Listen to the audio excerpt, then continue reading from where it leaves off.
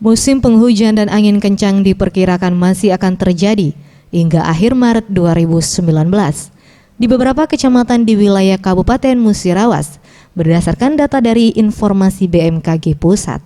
Terkait peringatan dari BMKG tersebut, Badan Penanggulangan Bencana Daerah Kabupaten Musirawas menghimbau agar masyarakat tetap waspada terhadap potensi angin puting beliung dan ancaman tanah longsor.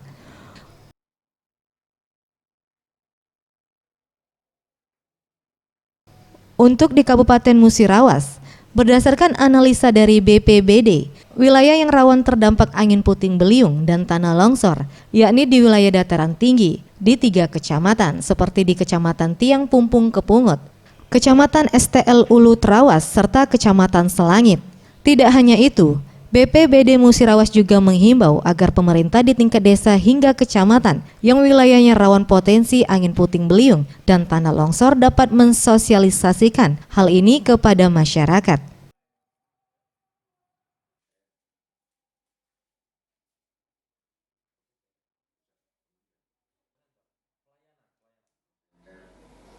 Kejadian bencana ya bencana. Kemungkinan bencana puting beliung, longsor itu sangat besar untuk wilayah Musirawas.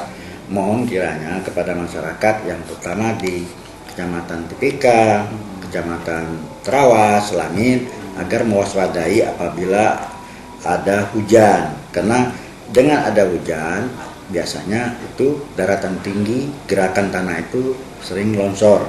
Pertama, kedua, biasanya musim hujan itu sebelum hujan atau waktu hujan itu ada angin yang kita tidak bisa prediksikan sehingga timbul angin puting beliung, apalagi di 3 daerah tersebut adalah daratan tinggi, rumah panggung. Sementara itu, mengantisipasi hal tersebut, pihak BPBD telah menyiapkan puluhan personil dan peralatan, serta telah membuka posko pengaduan 24 jam bencana angin puting beliung dan tanah longsor. Tim Liputan, Sriwijaya TV.